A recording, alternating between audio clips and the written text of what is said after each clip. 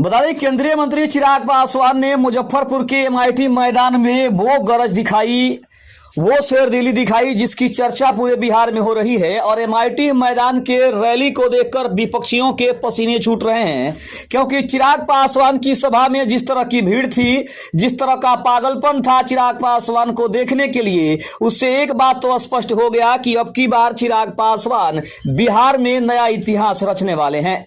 नमस्कार, मैं हूं संजीव और आप देख रहे हैं आप तक न्यूज। अगर आप हमारे चैनल पर नए हैं तो चैनल को जरूर सब्सक्राइब कर लें। बता दें कि मुजफ्फरपुर में लोक जनशक्ति पार्टी रामविलास की नवसंकल्प महासभा में कार्यकर्ताओं ने जोरदार नारा लगाया। जोरदार शोर हुआ, हमारा मुख्यमंत्री कैसा हो, चिराग पासवान जैसा हो। कार्यक्रम में केंद्रीय मंत्री चिराग पासवान ने विपक्ष, अपने राजनीतिक विरोधियों और परिवार में दरार पैदा करने वालों पर जमकर निशाना साधते हुए बिहार फर्स्ट, बिहारी फर्स्ट का संकल्प दोहराया। मुजफ्फरपुर के एमआईटी कॉलेज मैदान में गुरुवार को लोक जनशक्ति पार्टी रामविलास की नवसंकल्प महासभा में जबरदस्त भीड़ उमड़ी थी। कार्यकर्ताओं ने चिराग पासवान को मुख्यमंत्री बनाने की बड़ी बात की, कहा हमारा मुख्यमंत्री चिराग पासवान जैसा हो के नारे लगाए। इस दौरान केंद्रीय मंत्री चिराग पासवान मंच पर मौजूद थे और समर्थकों का जोश देखकर मुस्कुराते हुए हाथ लहराकर उनका अभिवादन कर रहे थे। अपने संबोधन में चिराग पासवान ने विपक्षी दलों पर तीखा हमला बोला। उन्होंने कहा कि आगामी विधानसभा चुनाव केवल सत्ता परिवर्तन नहीं है, बल्कि आने वाले 5 सालों का भविष्य तय करेगा। उन्होंने चेतावनी दी कि अगर हमसे कोई चूक हुई तो बिहार को अगले 5 साल पिछड़ेपन का शिकार होना पड़ेगा। चिराग पासवान ने तेजस्वी यादव के एमओआई समीकरण यानी मुस्लिम यादव फैक्टर को चुनौती के रूप में देखते हुए नया फॉर्मूला पेश किया। उन्होंने कहा कि मेरे लिए एम का मतलब महिलाएं और वाई का मतलब युवा है, इसलिए उनके एमवाई और मेरे एमवाई में जमीन आसमान का अंतर है। सभा खत्म होते ही समर्थकों का हुजूम चिराग की गाड़ी के आसपास जमा हो गया। कई समर्थक उनकी गाड़ी पर चढ़ गए। चिराग ने खुद उन्हें समझाते हुए नीचे उतारा।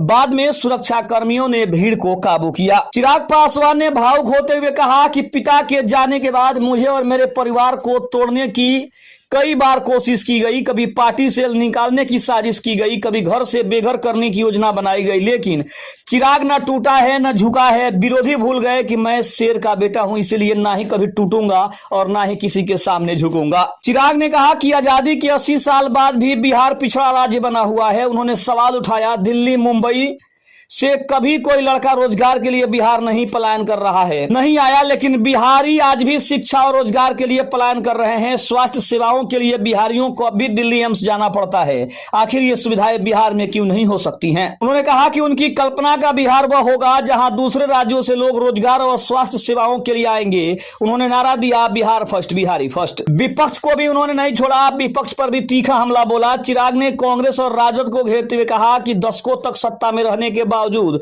उन्होंने बिहार को पिछड़ेपन से नहीं निकाला। उन्होंने दरभंगा में राजद कांग्रेस मंच से पीएम मोदी को गाली दिए जाने का मुद्दा उठाया और कहा कि ये इनका असली संस्कार है। जो लोग मां बहनों को गाली देते हैं उन्हें जनता कभी माफ नहीं करेगी, सबक सिखाएगी। चिराग पासवान की सभाओं में कार्यकर्ताओं की भारी मौजूदगी रही। कार्यक्रम में मुजफ्फरपुर के अलावा आसपास के जिलों से भी कार्यकर्ता बड़ी संख्या में पहुंचे थे। बसों, गाड़ियों और मोटरसाइकिलों पर झंडे, बैनर के साथ जुटे समर्थकों ने माहौल को पूरी तरीके से चुनावी बना दिया था।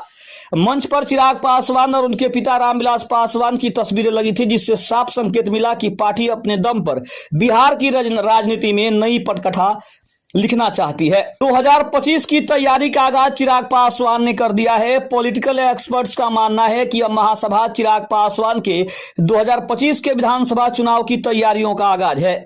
उन्होंने रोजगार, शिक्षा और स्वास्थ्य जैसे मुद्दों पर बड़ा विमर्श छेड़कर सीधे युवाओं और महिलाओं को साधने की और अपने पाले में करने की बड़ी रणनीति बनाई है। मुजफ्फरपुर का यह कार्यक्रम साफ संदेश देता है कि चिराग पासवान बिहार की राजनीति में खुद को मुख्यमंत्री पद के विकल्प के रूप में प्रोजेक्ट कर रहे हैं और कार्यकर्ताओं का जोश उनके इस सपने को और ज्यादा हवा दे रहा है।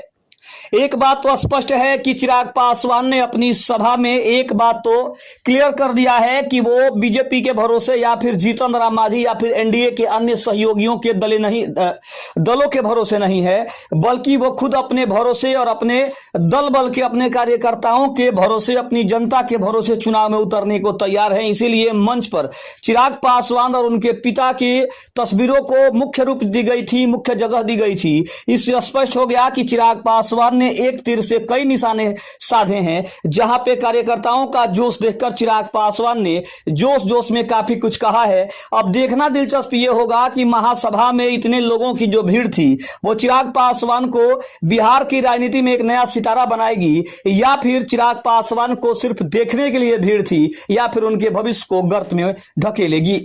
खबर अच्छी लगे तो चैनल को जरूर सब्सक्राइब कर लीजिएगा। ऐसे ही खबरों को पाने के लिए हमारे चैनल पर बने रहे। तब तक के लिए धन्यवाद। जय हिंद, जय भारत।